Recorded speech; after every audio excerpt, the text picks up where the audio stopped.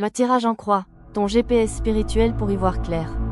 Le tirage en croix, c'est le grand classique du tarot, simple, précis et redoutablement efficace.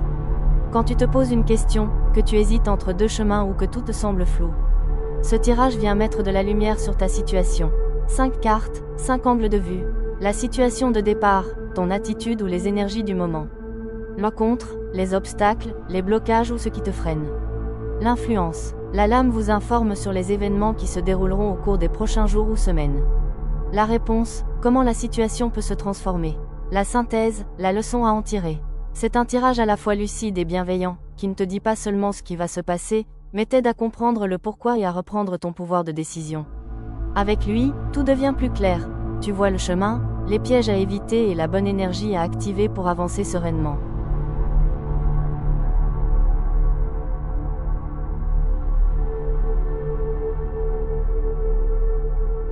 Le tirage en croix, c'est un peu comme une conversation avec le tarot, parfois limpide, parfois pleine de paradoxes. Et c'est justement là que la lecture intuitive prend tout son sens. Le cas le plus déstabilisant, quand une carte positive, comme l'étoile, tombe dans la position du contre. Cela ne veut pas dire que la carte devient négative, mais qu'elle souligne un excès, une illusion ou un déséquilibre. Avec l'étoile dans le contre, on peut voir une perte d'énergie, un épuisement ou un désalignement intérieur. La consultante croit en son projet, mais celui-ci lui demande trop d'énergie, elle s'y épuise, elle donne plus qu'elle ne reçoit. Le tarot lui rappelle alors qu'une belle énergie, mal canalisée, peut devenir un frein. Autre situation tout aussi subtile, quand les cartes de réponse sont positives, mais que la synthèse finale est négative. Dans ce cas, le tarot souffle souvent. Oui, tu peux y arriver.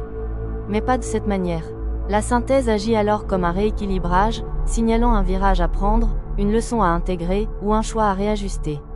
Dans cet exemple, notre consultante veut réussir un projet précis. La carte de la force en réponse montre sa détermination et son potentiel de réussite. Mais l'étoile en contre indique une grande fatigue, un déséquilibre énergétique. Enfin, l'arcane sans nom en synthèse met en lumière une remise en question inévitable. Le projet est peut-être réalisable, mais pas durable. Le tarot l'invite à transformer sa vision plutôt que de s'épuiser à maintenir quelque chose qui ne lui correspond plus.